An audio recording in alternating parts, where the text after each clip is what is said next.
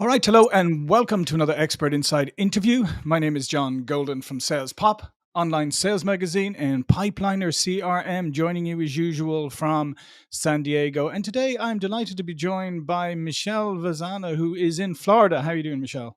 I'm doing great, John. Thanks so much. How are you? Yeah, and Michelle is the founder and CEO of Vantage Point Performance, at the forefront of global sales effectiveness, innovating sales management research and evidence-based best practice for top performers. Co-author of three books and one which is coming in 2023, the Sales Agility Code. And you can Yes. give the subtitle of that is. Yes. Deploy situational fluency to win more sales. Absolutely. And just to be clear, as we go this interview, Michelle and Vantage Point Performance, everything you do is based on research. You do a lot of research, and all of your work is based on research. Yes. And that's really one of our guiding principles, John. I mean, there's a lot of sales training companies that have smart people that have had really interesting experiences and they turn those experiences into intellectual property and training programs. And we do it just the other way around. We go out and Right. we extensively study high performers. We figure out what they do, which is often counterintuitive. And we Mhm. use that information to then build frameworks and training. So, Fantastic. yes, And what we're going to talk about today is how to change Salesforce behavior while avoiding common pitfalls. So let's get straight into it, Michelle. Like behavior change, right? That's a hard thing to do, right? yes, it's a very difficult thing. It's hard to change our own behavior, much less the behavior of other people, right? And Exactly. so when we think about behavior change, one of the biggest mistakes organizations make is they assume that their sales management layer is going to embrace and drive adoption of everything that kind of flows through that layer. And that couldn't be farther from the truth, right? You have to equip sales managers differently to get them to drive change. And you have Yeah. to actually have sales leaders behave differently toward their sales managers to drive change at the salesperson level. So there's this sort of multiplying effect, if you will, of either getting it right or getting it wrong. hmm As we know, I mean, with sales management, I mean, a lot of the times, it's sales leaders are people who were great salespeople, and they, promoted, or some would say demoted, into the sales leadership job, um, but without ever really getting proper training or understanding of what to do. So they tend to do that. That tends to be the model. Like, just do what Yeah. I do, and Yes. that obviously doesn't work. So preparing sales, I've always said that sales management is the greatest like revenue multiplier if you can get that right. That's right. That's right. It is. And what you said, John, is so accurate that most sales managers were very highly performing salespeople. You put them in a sales manager role. You don't teach them how to do that role or how it's different than being a salesperson. And so they try to do what they've always done, but 10 times more of it because now they have hmm 10 people they're responsible for. And what happens when you don't properly equip them is it's kind of a double hit. Number one, you've lost a really good individual Yeah. contributor, right? One of your top performers. And now you've got that top performer in a role they're not prepared for, negatively impacting an entire team. So that the way that manager is equipped can either really leverage their efforts on that team to drive a much higher number or percentage of sellers at quota, or that manager can really impede the progress of that team really without realizing it until it's hmm too late. Yeah. So when you engage with organizations, like, just tell me the process. Do you start with the sales management, or do you do the sale? Do you do them both together, or how do you approach it, and how do you avoid how do you avoid the pitfalls that may come from once you engage? Maybe there's resistance, all of this kind of the stuff that we're all used to. Yeah, yeah. So we always feel it's best to start with leaders because hmm leaders, drive everything. If you want to change a salesperson's behavior, you have to change the behavior of their leader. If you want to change a sales manager's behavior, you have to change the behavior of their leader. So when we typically engage, whether it's sales manager training or salesperson training, because now we do both, the sales managers are always first. So if we deploy, say, situational sales agility in the sales agility code with a Salesforce, the managers either go through it first or they go through it with their people, but there's always some sort of alignment discussion or briefing discussion with the sales management team prior to that training, and then they attend the training. So it's never a surprise. They get a very thorough understanding of their role, what's going to be required of them to actually drive this change. So it's they're a critical enabler to adoption. So they have to be prepared and quite frankly coddled a little bit in the Yeah. process to give them what they need, not only from a motivational perspective but from an educational perspective. They need to know, what do you expect of me? What's that going to mean for the way I do my job? And when we engage, especially when we engage with sales managers, it's the same philosophy with salespeople. But when Mm. we approach an organization and we approach individuals in the sales force, we typically don't have as much resistance as a lot of sales training or companies or sales training programs have. And the reason is because we go out and study high performers and we do ongoing studies of high performers. So when Yeah. we develop that into frameworks and training, it feels very natural. It feels very authentic. And salespeople say things to us like, well, wow, this is what I've been doing, but I couldn't explain it. Mm. And sales managers say things like, wow, this is the first training I've had that didn't make my job harder. You're actually making my job simpler. And we call that approach to simplicity the minimal effective dose. So we want to Right. distill the size of the change down to a sort of elemental parts and eliminate what's unnecessary and only drive those things that have the greatest possibility of driving the outcomes that the client's looking for. Did I answer your So, question? Or go yeah, all over the yeah, no, absolutely. So, what are some of the say behaviors with sales managers that you need to change? Because I mean, with a lot of sales managers, particularly if they've been top performers, they kind of turn into super closers. I used to Yes. say they, parachute in at the end and sort of Yes. elbow the rep aside and close for them, and then wonder why is the rep not happy about this? Like, look Right. what I've done. Yeah. So there's a lot of things that the top performing sales managers do that are counterintuitive. So as a sales manager, it seems very logical to parachute in at the end and win the deal. What doesn't seem logical is getting heavily involved in the early stages of that deal with the seller in order to help qualify and shape that deal. That doesn't feel satisfying. It's not as exciting. It's not as fun. It's just highly effective.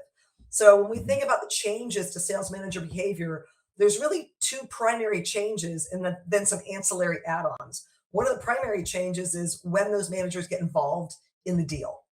And so they're going to get involved late stage. You don't have to ask them to do that. But getting them involved early stage requires a commitment and it requires deliberate action on their part.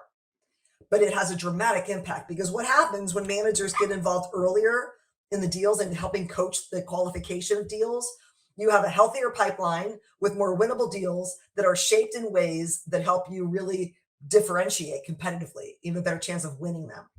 And so what we do is we just reorient some of that activity and effort that the sales manager is expending and reallocate some of that from late stage to early stage. And just that one switch has dramatic effects. For example, when we work with GE, their sales managers have been trained on coaching for like 5 years, but they weren't Mm. coaching and their pipelines were unhealthy and their close rates sucked, right? They were like 25% of forecasted revenue for this particular division.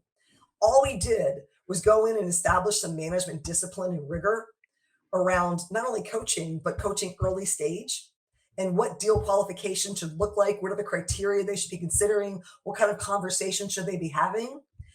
And within at the 18-month point, their close rates of forecasted revenue, just by making a change in how I'm allocating some of the effort I'm already expending, those close rates more than doubled to 54% of forecasted revenue. Wow. So it's this shift from late stage to early stage. The other Yeah. thing that is a really big Let shift. me let me just come back. Let me just interject on that point because I think it's a really critical point.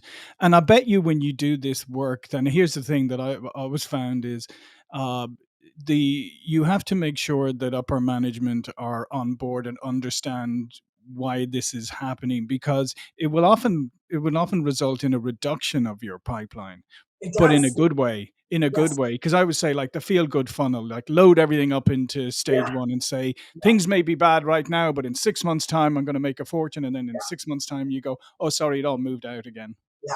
That's right. That's right. So you're absolutely right about upper management. In the example that I just gave you with GE, We realized very quickly in our work with them that they were forecasting more often than was needed. So they were doing weekly forecasts for relatively long cycle deals. Mm, And we thought one way to, to really reallocate some of that time is to not have to forecast every week. Can we forecast every 2 weeks? Even that was probably more often than they needed. And right. the senior management said, absolutely not. That is not going to happen. It's not an option. You got to give us another plan. And so we kept the forecasting weekly because we couldn't change that. But what we changed is the sales managers were having these meetings with their reps every week, 1 hour a week with each rep to basically scrub the pipeline, which is a late stage activity. Yep. We took two of those four meetings and reallocated those to early stage deal qualification to really dig into a few early stage deals. So they kept the forecasting the way it was, but expended less management effort developing the forecast. It reallocated some of that effort toward the early stages. So we Mm. knew that we couldn't change certain things that were sacrosanct, right? You're They were right. not going to be changed. But then we had to work around that and within those parameters in order to realistically help adjust sales manager effort. Yeah. And what was the other one you were going to mention about something that's kind of counterintuitive, probably to sales managers? Yeah. So when we went into some of our research projects, we anticipated that the highest performing sales managers would actually coach more for more hours and coach more frequently. And that's exactly the opposite of what we found. We Wow. found that the most effective, successful sales managers that get higher percentages of their teams to quota, they coach less frequently, but they coach fewer things, but for longer durations. So, say a low performing manager might coach their sellers every week for half an hour, and a high performing manager might coach 1 hour every 2 weeks, and or even 45 minutes every 2 weeks, but they would discuss fewer topics in more depth. So it wasn't the quantity of coaching, it was how they were coaching and what they were coaching, right? The more successful ones oriented toward early stage, they discuss fewer opportunities in more depth. The lower performers oriented toward late stage, discussing many opportunities at a very superficial level. So that Mm. was another one that was kind of surprising. Yeah, and on that one, that I think it's really interesting. Number one is nobody is a natural coach. Nobody's ever taught, and very few people are taught how to coach properly. And unfortunately, a lot of people take their their coaching. They go, okay, what's my experience of coaching? Oh yeah, it was that guy in high school shouting from the sideline, right? So basically, I just my coaching is I once a week I tell you what you should be doing, and then you go off and do it. Right, right. The other thing that we learned that was really kind of interesting is that this ad hoc coaching in the moment that managers love, they really love that. They, really get into that. It's like, oh, it's exciting. It's always different. It's useful, but it's not as high quality. So the Yeah. managers that really perform well, they still do ad hoc coaching, but they also formalize the coaching that matters most. So they identify those activities that have an outsized impact on performance and they formalize coaching around those things. They schedule it, it's repeatable, it's predictable, it sets a cadence for the sales team or a rhythm. And it's not like they are overly scheduling themselves. They're very good at prioritization. And once they prioritize, they commit to coaching those things that matter. They don't try to coach everything.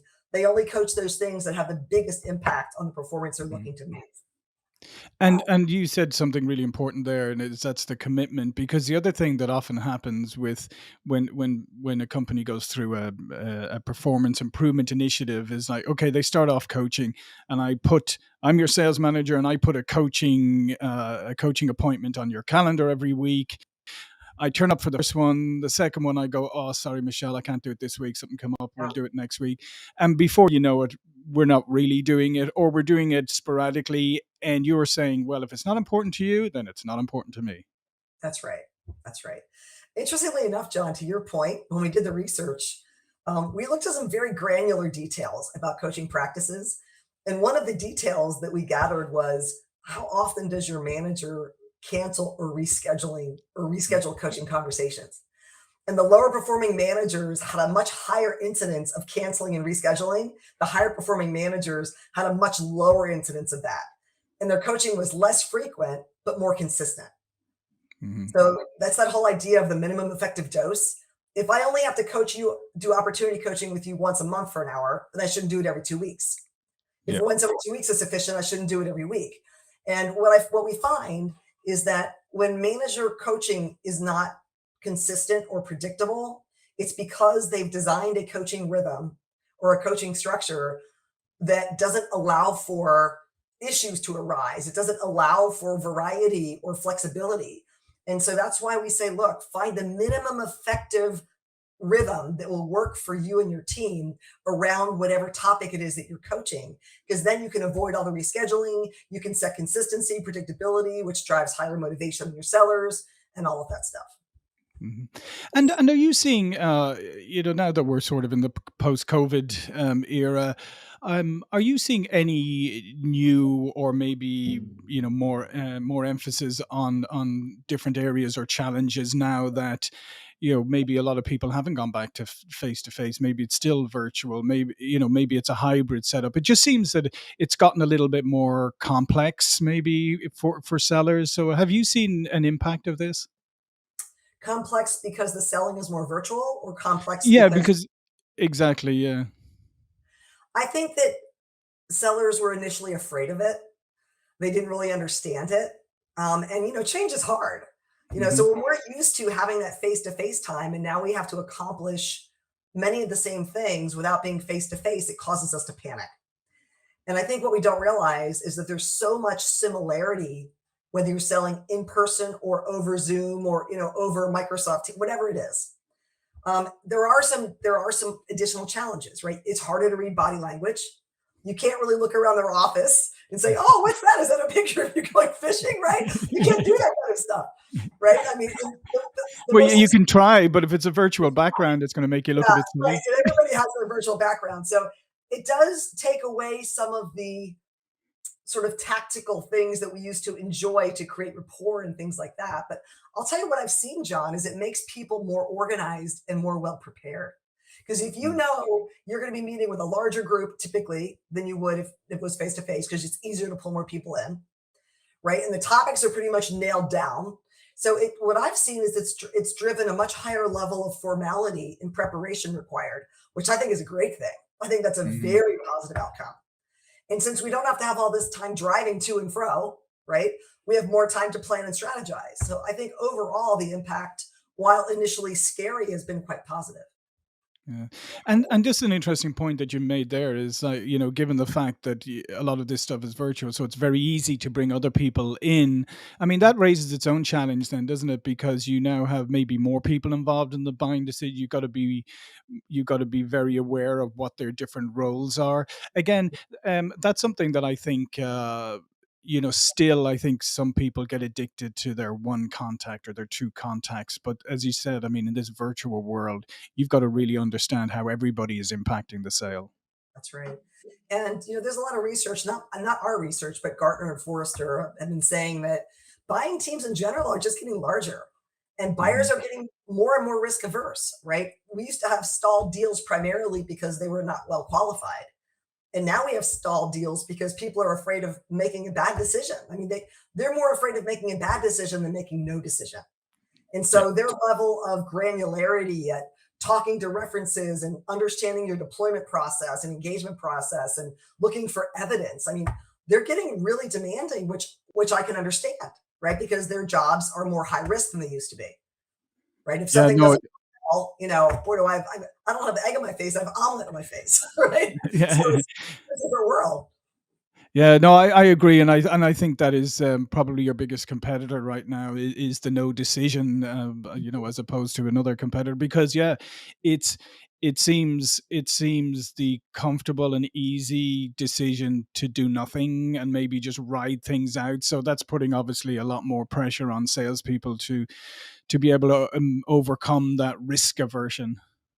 It's not only the risk aversion, it's also created even bigger problems for companies that are innovative.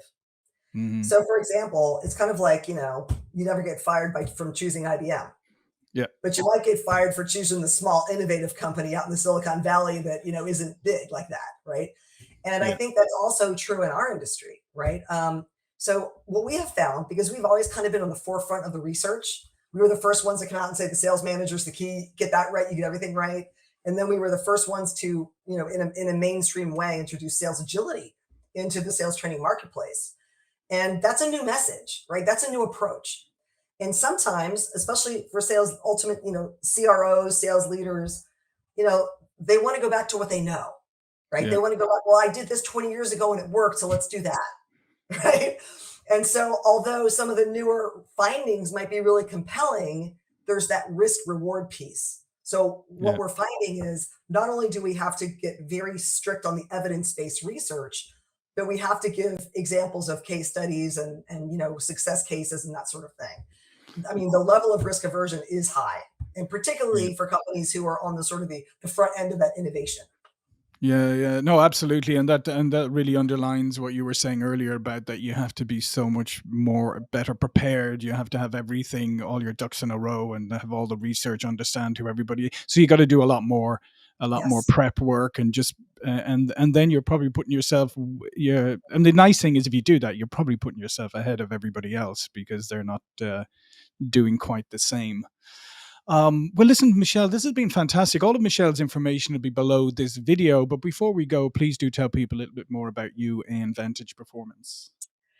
So we have been around for about 14 years, and we've been in the sales training space that entire time, focused on doing innovative research of high performing salespeople and sales managers. So when you see frameworks or training programs that come out of Vantage Point, they're evidence based, they're going to be relevant, and that they're recent, right? We continue to do research, update our research, and revalidate our research. So we want to be known out there as the ones that take research seriously, value high performers, honor the experience that you bring to any of our engagements, to help you drive even better performance.